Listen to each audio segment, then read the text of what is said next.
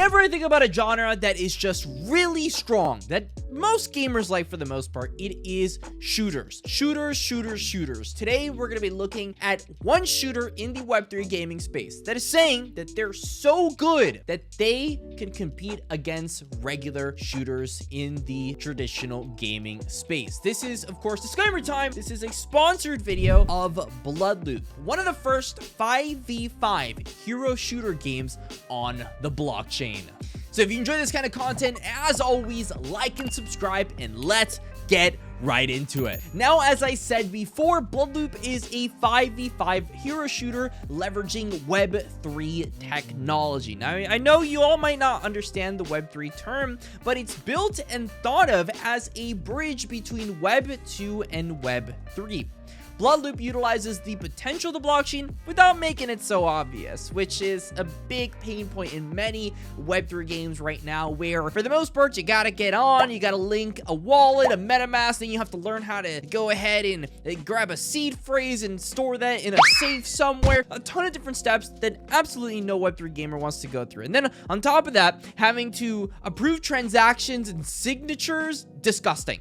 Well, Bloodloop is like, we're not going to do any of that. Instead, we're going to be building on the Avalanche subnet, and we're going to be creating our own blockchain, which is going to be the most epic thing ever. And we're just going to make it as easy as possible for people to enter the crypto space. Now, in terms of the gameplay, there are several game modes on Bloodloop. Those game modes are Team Deathmatch, Energy War, and Free for All. The main game mode on Bloodloop revolves around intense 5v5 plant the bomb battles, pitting two teams of 5 against each other in a round-based showdown.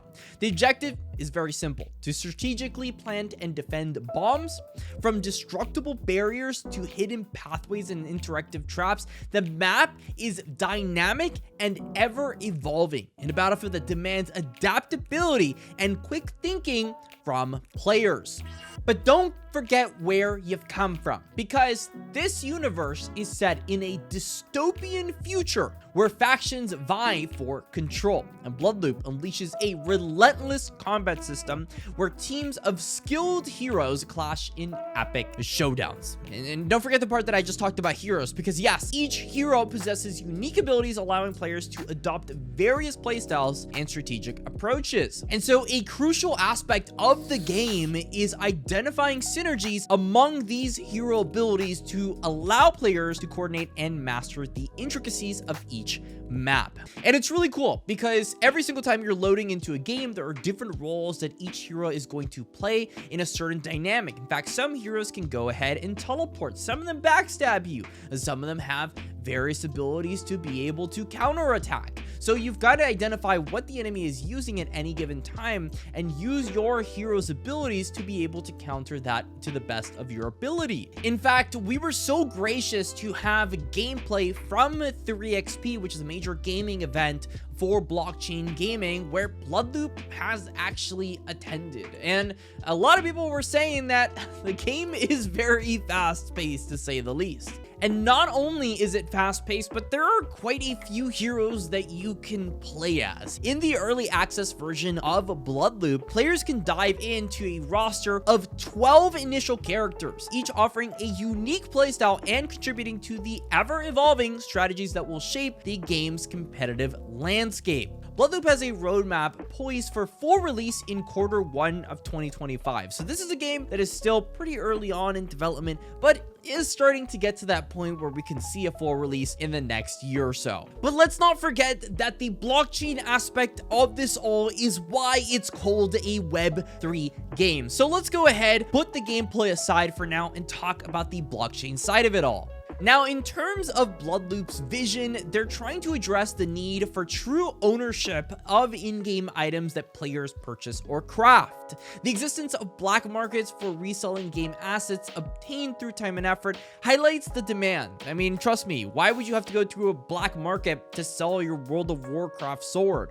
By leveraging blockchain technology, Bloodloop can ensure a secure, fast, and cost-effective system for item ownership, which is exactly what we need. It empowers users, granting them real value for the time they invest in the game. They're being built on the Avalanche subnet, as said before, which is an application-specific sidechain. And the really cool thing about Bloodloop is that they've managed to rewrite the EVM, which pretty much means that they are eliminating gas fees entirely for the end user. You don't have to worry about gas fees on Bloodloop. And by utilizing this, they think it's going to be easier for the end consumer to play Bloodloop without having to worry about the blockchain aspect. And so Bloodloop recently had a 300 mint of NFTs for early access. They had actually given out $20,000 to content creators that made videos. And now they're doing a Bloodloop seed raise for one of their shards, which is the governance token for the game. They're saying plenty of things, but of course, this is the part where you do your own research because we cannot make those decisions for you. But I hope you enjoyed this overview of Bloodloop. I'm always excited to cover more 5v5 hero shooter games that are just coming to Web3, because Web3 is a space that is gonna have so many games by the time that I finish this year alone. So let me know your thoughts in the comment section about Bloodloop. Thank you, Bloodloop, for sponsoring this video. As always, it helps keep the channel going. Until the next time, stay classy, and that's all.